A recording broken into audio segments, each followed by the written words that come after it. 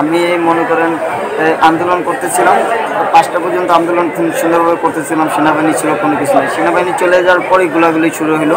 একটা 10 থেকে 12 বছরের বাচ্চার বুকে গুলি লাগার পরে আমি দৌড়ে গেছি, বাচ্চাকে বুকে নিচ্ছি।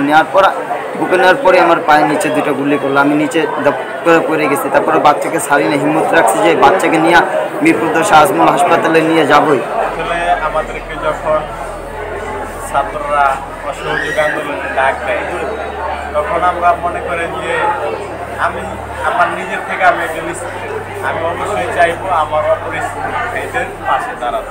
শেখ হাসিনা পদত্যাগ করছিল, সেদিন বিজয় মিছিল দেখতে বেরিয়েছিলাম। দেখতে বেরোনোর সময় পুলিশ গোলাগুলি করছিল, গোলাগুলি করছিল, বুলেট শেষ আমি বুঝি নাই।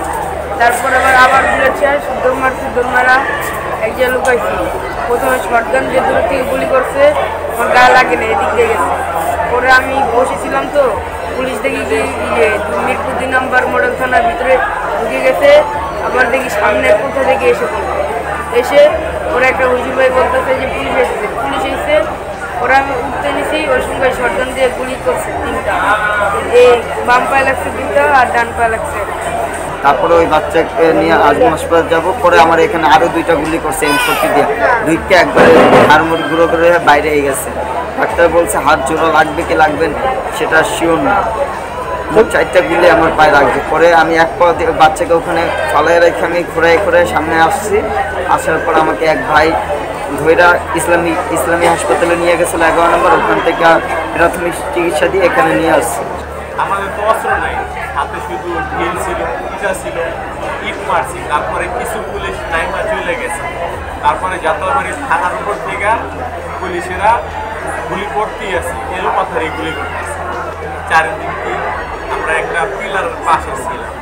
ওনারা দিয়ে এসে আমাদেরকে মনে করেন ফার্স্টে আমার গুলি করছে। এটা আমার শরীরে লাগে নাই, কিন্তু ছড়া বুলেটগুলো আমার এই হাতে লাগছে। হাতে লাগার পরে তারপরে যখন ওই সাইডের পুলিশও আমার গুলি করছে, তখন ওইটা লাগে না, এই জায়গা দিয়া অনেকখানি কেটে গেছে। পরে যখন আবার গুলি করছে, তখন আমার এই হাতের হাড়, তারপরে রথ নাক সব ছিঁড়ে গেছে।